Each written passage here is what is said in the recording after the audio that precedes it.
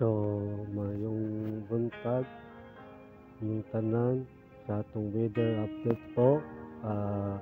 Ako si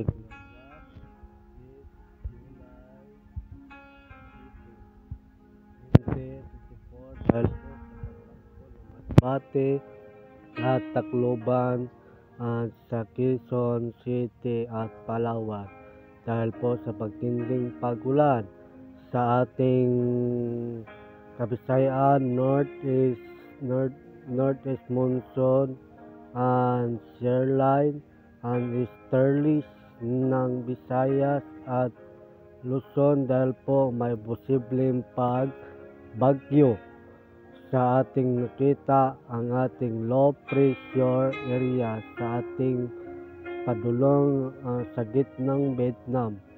Pagkatapos may isa ka bagyo nga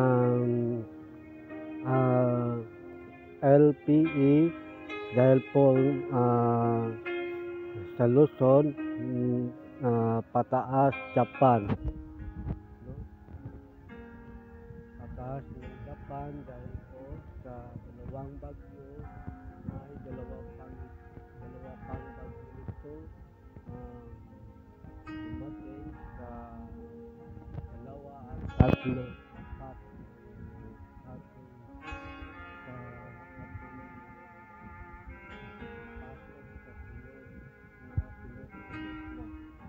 ating La Nina ay ugos dahil po meron na pagdating ng bagyo sa ating may nagkasunod-sunod na posible yun magdulot ng ating abagat at amihan sa Luzon.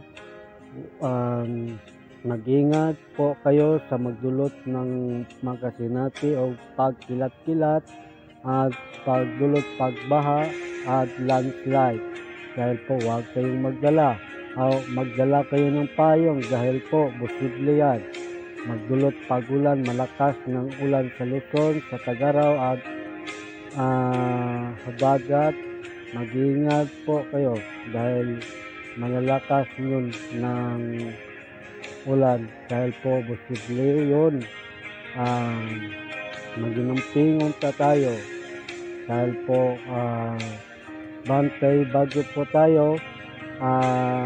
Hapon sa Bohol ay makasinati ni aging gahapon ay lindol sa 4.7 ba to o basta nakita ko sa Gindolman.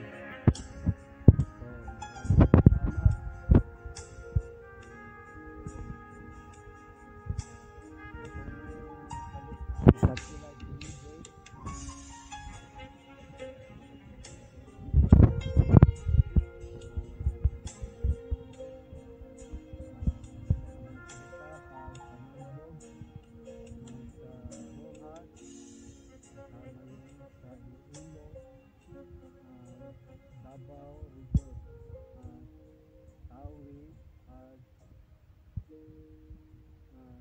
iban pa. Pero